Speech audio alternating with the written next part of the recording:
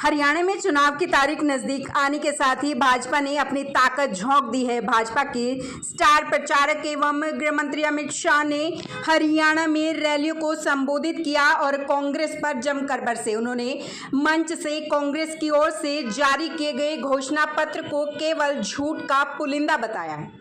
अमित शाह ने कांग्रेस को दलित विरोधी बताया और कहा कि दलित समाज न तो गोहाना में हुए अत्याचार को भूला है और न ही मिर्चपुर में हुए दंगों को भूल पाएगा। उन्होंने कहा कि कांग्रेस में हमेशा ही दलित समाज की अनदेखी हुई है। गृह मंत्री अमित शाह ने कहा कि राहुल गांधी विदेश जाकर कहते हैं कि देश में हालात सुधरेंगे तो आरक्षण खत्म कर देंगे। यहां से कांग्रेस की आरक्षण विरोधी सोच सबके सामने आ गई है। शाह ने कहा कि जब तक भाजपा की सरकार है तब तक आरक्षण को खत्म नहीं होने दिया जाएगा।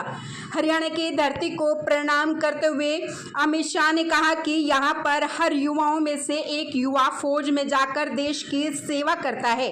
यहां पर जवान 40 सालों से 1 रैंक 1 पेंशन की मांग कर रहे थे, लेकिन कांग्रेस ने वो नहीं सुनी। भाजपा ने ही ओआरओपी को लागू किया और लगातार उसमें सुधार कर रही है। उन्होंने कहा कि हरियाणा का युवा भूला नहीं है कि कांग्रेस को जितवाने का मतलब है नौकरी के बारे में भ्रष्टाचार करना और भाजपा को जितवाने का मतलब है बिना खर्ची बिना पर्ची के नौकरियां देना। चाहता हूं एक कांग्रेस पार्टी दलित विरोधी पार्टी, कांग्रेस पार्टी ने हरियाणा में, आज मैं हुड्डा जी को याद कराने आया हूं, ये राहुल बाबा को भी कहने आया हूं। 2005 का गोहाना कांड हुआ, किसकी जिम्मेदारी? कांग्रेस की। 2010 में मिर्चपुर कांड हुआ, किसकी जिम्मेदारी? कांग्रेस की।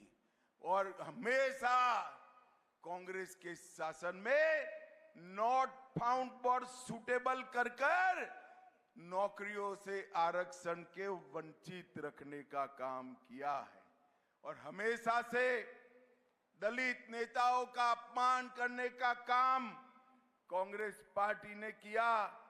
चाहे डॉक्टर अशोक तंवर हो, चाहे बेन कुमारी सैलजा हो, सबका अपमान कांग्रेस ने किया है।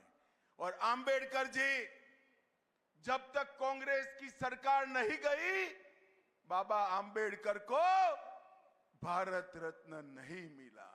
और भारतीय जनता पार्टी ने 5 तीर्थ आंबेडकर जी के लिए बनाए और संविधान दिन मनाने की घोषणा की। अभी राहुल गांधी अमेरिका में बोले हैं कि विकास हो जाने के बाद आरक्षण की जरूरत नहीं है, विकास होने के बाद हम आरक्षण हटा लेंगे। भाई हरियाणा तो, हमारा हरियाणा तो पूरा विकसित है। आरक्षण चाहिए या नहीं चाहिए? जरा जोर से बोलो, चाहिए या नहीं चाहिए? एससी का और ओबीसी का आरक्षण अगर कोई इसकी रक्षा कर सकते हैं तो केवल और केवल नरेंद्र मोदी कर सकते हैं, नरेंद्र मोदी कर सकते हैं। भाइयों बहनों, ये हरियाणा हमारा वीर भूमि रहा है। इतनी बड़ी फौज में, ये हरियाणा हमारा वीर भूमि रहा है। इतनी बड़ी फौज में छोटे से हरियाणे से हर 10वां जवान हरियाणा की माएं भेजती है अपने नौनिहाल को देश की सुरक्षा के लिए।